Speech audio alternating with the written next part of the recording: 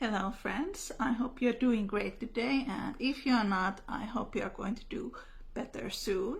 And today we are going to talk about superstitions related to saunas. I have a book coming up. It is called Soul of Vellum, a journey with the Finnish goddess of the sea, and it will be published by Pagan Portals, and the book appears in December 26, and pre-orders are now open. You can find the link from the description.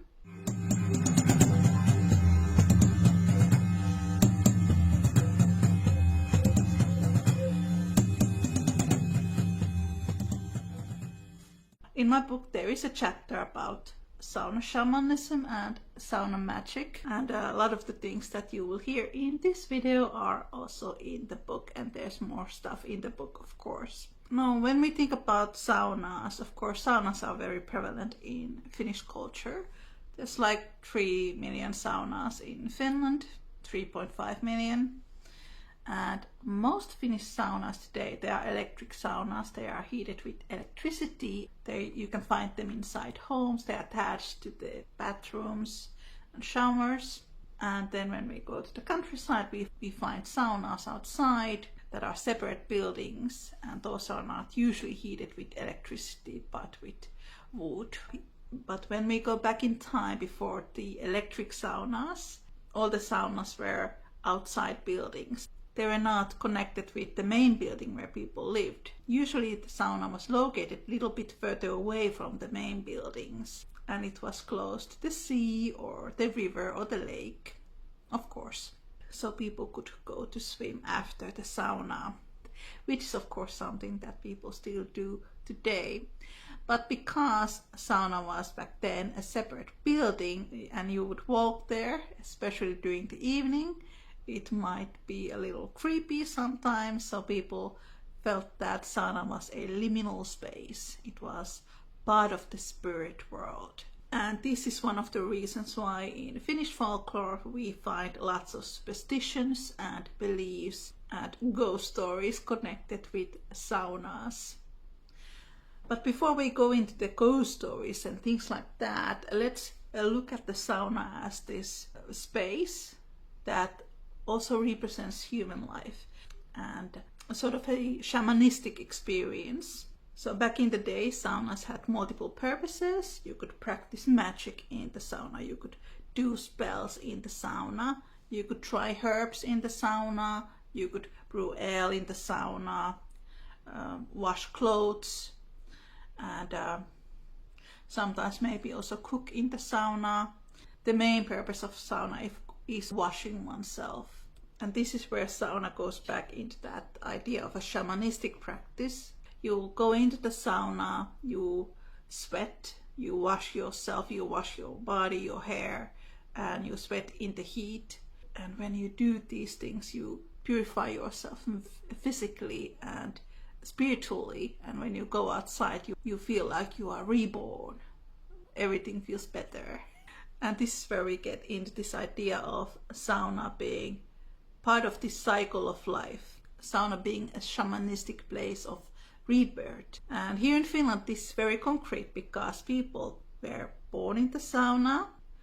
Sauna was part of these big life-changing rituals, marriage, or the seasonal festivities, summer solstice, winter solstice, the harvest festival.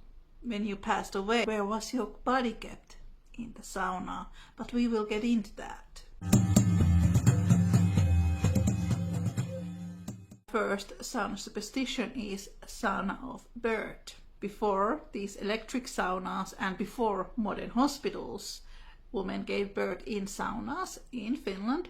This also happened in Slavic countries and in Baltic countries and other places where people have had saunas. But definitely here in Finland, women gave birth in saunas, and there are still records from 1950s and 1960s of women giving birth in saunas in remote areas where there wasn't hospitals. So this is a tradition that lasts a pretty long time here.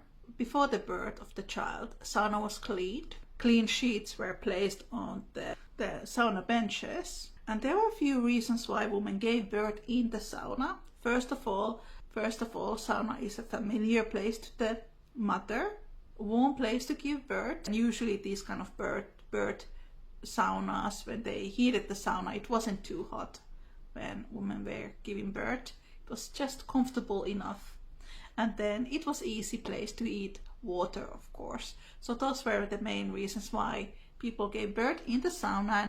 Also sauna being a liminal space, and they believed that sauna had great amount of wonky, which is power, energy. And you could and when the baby or babies were coming, there were all kinds of superstitions on how we could enhance the life of the coming child. For example, you could heat the sauna with certain types of wood. If you wanted a girl, you could heat the sauna with rowan or birch trees. Those were seen as more feminine tree species. If you wanted a boy, maybe use pine. If one wanted the child to be a skillful hunter, maybe use juniper. If parents wanted their child to be witchy and have good shamanistic abilities, maybe use poplar to heat the sauna. Then we move on into bridal saunas.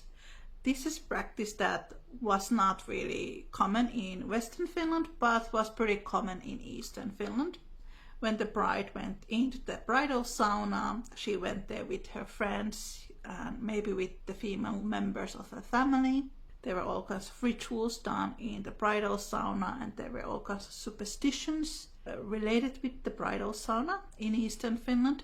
One was that when the woman entered to the bridal sauna, they should make lots of noise, ring bells, cowbells and things like that, maybe singing as well. This was believed to ward off all the evil spirits. And also when they entered into the sauna, which during this time was a separate building, they would knock all the walls and the doors to ward off all the evil spirits away from the bridal sauna, so that the ladies could be in peace in the sauna and not be disturbed by evil, invisible ghosts or the evil eye. If someone had sent evil eye towards the bride. And it was the same with the men. They would have sort of a bachelor party sauna for the men also in Eastern Finland. The bridal sauna, it usually took place in the morning before the wedding. So what happened was that the bride was taken to the sauna by her friends, and her friends, they would wash the bride, they would wash her hair, they would do her hair. I don't think they really did lots of makeup back then, but they would, make her presentable, they would dress her after the sauna and all that. So it was this quite a nice way to celebrate the bride. Then we have the third superstition, and this is sauna of the dead. When the person passed away, their body was taken into the sauna before the burial, and when the body was in the sauna, people usually avoided the sauna because they believed that the deceased might wake up and do the things that they usually did when they were living. Maybe they would go into the kitchen and make food themselves or chop firewood. People avoided the sauna when the body was in the sauna. And usually this only lasted for a few weeks when people were digging the grave and, preparing for the funerals. But in the winter time, when the ground was frozen, body might be in the sauna for a few months. And there were all kinds of morbid beliefs surrounding this time when the body was kept in the sauna. And usually bodies were also washed in the sauna before they were prepared for the funerals. The body was usually washed by maybe a family member, usually an older woman, because women, when they were older, they had a great amount of wonky, power, magic, strength. Or it was a professional body washer. Those could be either men or women who were, used to this kind of work. These people, they would wash the body, they would, comb the hair of the deceased, and if it was a woman, the hair was usually braided. Same things that the morticians do today. Some of these body washers, they might want to harness the wonky of the dead. And Valley of the Dead was all kinds of magical powers related with spirits of the dead. So for example, the tools that the body washer used when they were washing the dead, the brushes, the sponges, they might use those in their magical practice when they wanted to harness the power of the dead. But fortunately, this was not very common.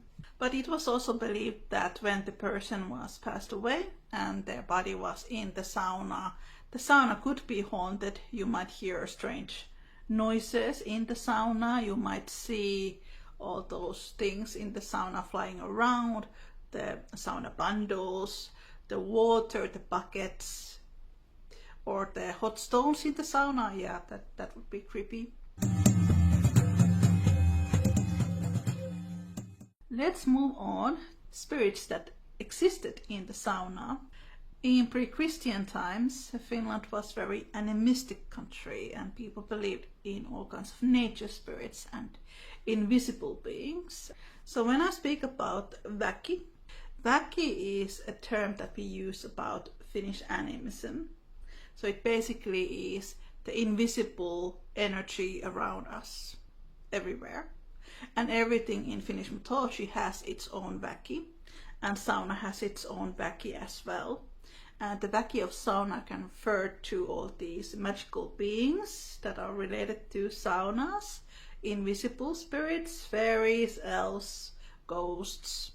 But then väki of the sauna can also refer to all the healing powers of the sauna, the relaxation of the sauna, and the health benefits of the sauna.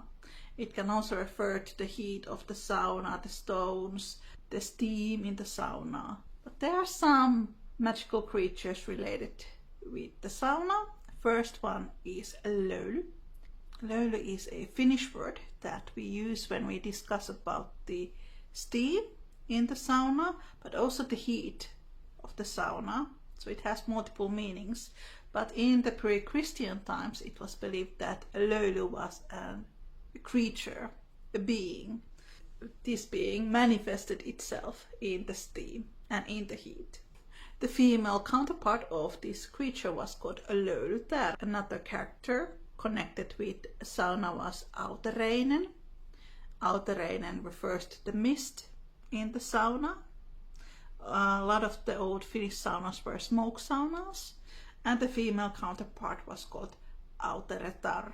There are not many individual stories about these creatures, but it was believed that you should not anger any of these spirits because they would come at you. Sauna was believed to be a liminal space, so you had to be very careful the way you behaved in the sauna. You should not curse in the sauna, you should not pick fights in the sauna, and you should not spit in the sauna or eat in the sauna. These are things that Finns do not do in the sauna. Those are considered to be quite inappropriate. But when you think about it, there are these practices that people have followed for thousands of years, and maybe they are somewhere in our subconsciousness even if we don't think about them. Then there is the last superstition in my list, which is probably the most well-known, and that is saunatonttu. Tonttu comes from the word tontti, which means property in Finnish.